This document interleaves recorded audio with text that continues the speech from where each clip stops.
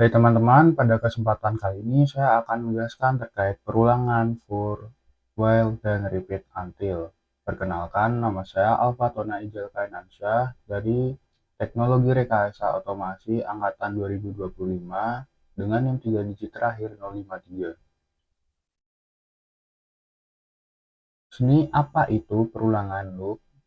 Di perulangan adalah salah satu struktur kontrol paling fundamental yang memungkinkan eksekusi blok kode berulang kali. Di sini dapat kita gunakan untuk otomatisasi tugas dan efisiensi kode. Dalam otomatisasi tugas, perulangan atau loop dapat digunakan untuk menjalankan instruksi berulang kali sampai kondisi tertentu terpenuhi. Serta dalam efisiensi kode sendiri, fungsi utamanya loop adalah untuk menghindari penulisan kode yang sama berulang-ulang dan membuat kode lebih ringkas dan mudah dikelola. Mungkin contoh sederhananya, kita dapat mencetak angka 1 sampai dengan 5 secara berurutan tanpa loop. Anda harus menulis 5 baris perintah cetak. Di sini terdapat perbedaan antara for, while, dan repeat until. Setiap jenis perulangan memiliki kegunaan spesifik berdasarkan kapan dan bagaimana kondisi pengulangan diperiksa. Di sini yang pertama dalam for loop dapat digunakan ketika jumlah pengulangan sudah diketahui pasti atau ketika Anda perlu melakukan iterasi pada elemen koleksi, yakni list array. Contoh, warnai 10 lingkaran. Kemudian pada while loop dapat digunakan ketika pengulangan didasarkan pada suatu kondisi yang belum pasti jumlahnya atau zero or more times. Contoh, warnai lingkaran selama cat masih ada.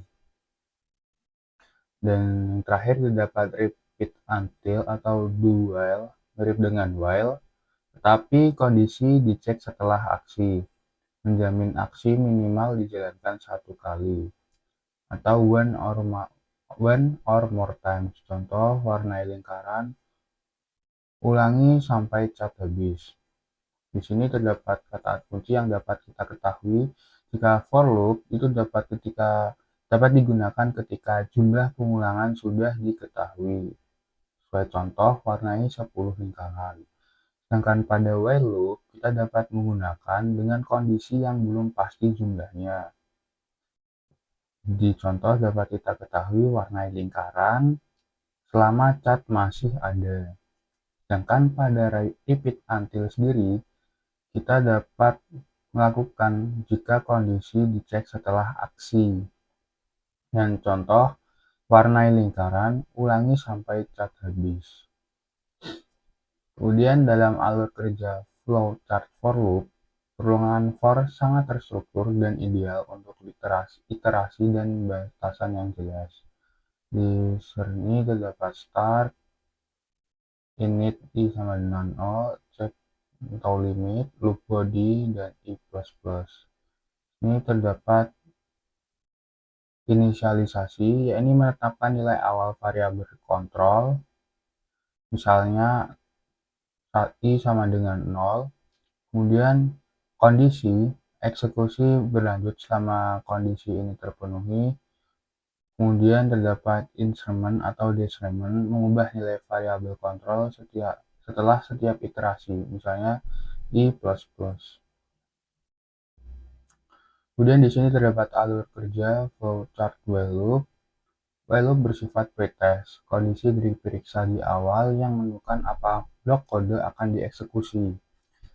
Ini terdapat end, action, check condition, evaluate check condition, dan start. Dalam end sendiri, kita dapat mengetahui yaitu keluar ketika kondisi salah. Kemudian action, kita dapat mengeksekusi ketika benar.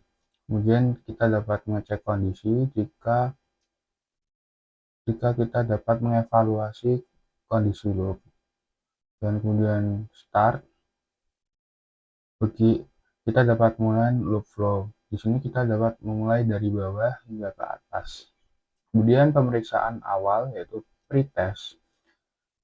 While loop akan memeriksa kondisi terlebih dahulu sebelum menjalankan aksi di dalamnya. Kemudian potensi aksi tidak dieksekusi.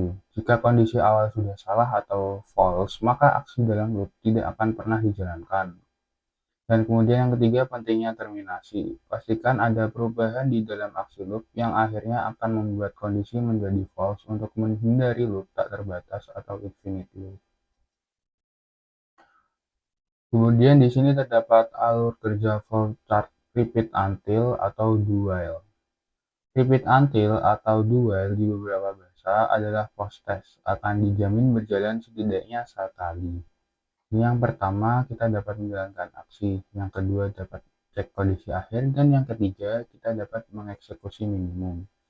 Dalam jalankan aksi, kita dapat blok kode dieksekusi terlebih dahulu tanpa periksaan kondisi. Kemudian yang kedua, dalam cek kondisi akhir, yakni kondisi diperiksa setelah aksi selesai. Jika kondisi salah, maka proses diulang. Kemudian yang ketiga, dalam eksekusi minimum, yakni aksi minimal dijalankan sekali, bahkan jika kondisi terminasi sudah terpenuhi sejak awal. Di sini terdapat contoh flowchart, loop, dan list. Di sini kita memaksudkan agar untuk pengguna dapat membuat daftar angka dengan 5 elemen dan membuat daftar B kosong. Jika elemen terakhir dari daftar angka A tidak terdapat, maka kita akan menghitung 2 kali dari elemen tersebut. Namun jika iya, maka mencetak daftar lama dan daftar baru. Di sini loop dapat terjadi kita bila menambah nilai tersebut sebagai elemen baru dalam daftar B. Kemudian terdapat pola iterasi list dan transformasi data. Perulangan adalah alat vital untuk memproses koleksi data seperti list atau array. Di sini terdapat iterasi for, langsung elemen, dan transformasi list baru. For loop itu memungkinkan iterasi langsung pada tiap elemen list tanpa perlu mengelola indeks secara manual. Dan ini merupakan cara yang paling umum dan Pythonic atau setara di bahasa lain untuk memproses list. Kemudian dalam transformasi list baru, seringkali memerlukan membuat list baru berdasarkan list yang sudah ada, misalnya mengkuadratkan setiap angka.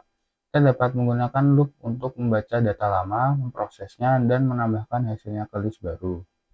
Kita dapat tips efisiensi dari banyak bahasa modern seperti Python sendiri.